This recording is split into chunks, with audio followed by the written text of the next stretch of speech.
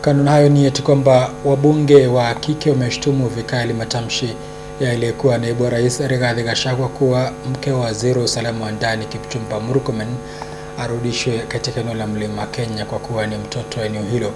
Wamekashifu matamshi wakisema ni ukabila na ya wanawake hawachagui mahali wanapokwenda kuelewa wale kabila. Wamewahimiza Wakenya kupuuzilia mbali siasa za kuwagawanya Wakenya kwa misingi ya kijinsia au kabila. Walikuwa wakiongea katika majengo ya bunge jijini Nairobi.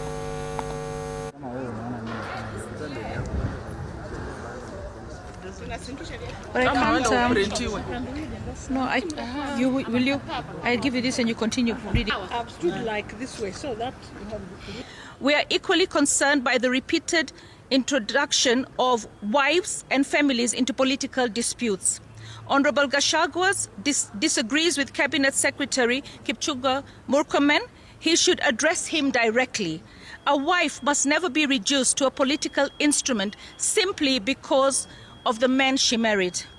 We affirm that condolences and support offered to bereaved families are important. However, every engagement with a grieving widow or family must respect their privacy, wishes, autonomy, and consent. Grief must never become an opportunity for political theater and confrontation. Matamshi ya Mr. Rigathi Gachagua. Matamshi yake sasa sio matamshi ya kisiasa, ila ni madharau kwa wamama, ni matusi kwa wamama, na hatukubaliani kabisa na siasa ya aina hiyo. Tumeona mara nyingi akiyafanya na wengine wanasherekea. Na sio yeye peke yake, wengi kwenye muungano wa opposition wamekuwa wakitusi wamama walioko kwenye siasa na wale ambao hata wapo kwenye siasa lakini waume wao wapo kwenye siasa. Na tunasema sisi kama population ya wamama tuko wengi kuliko waume.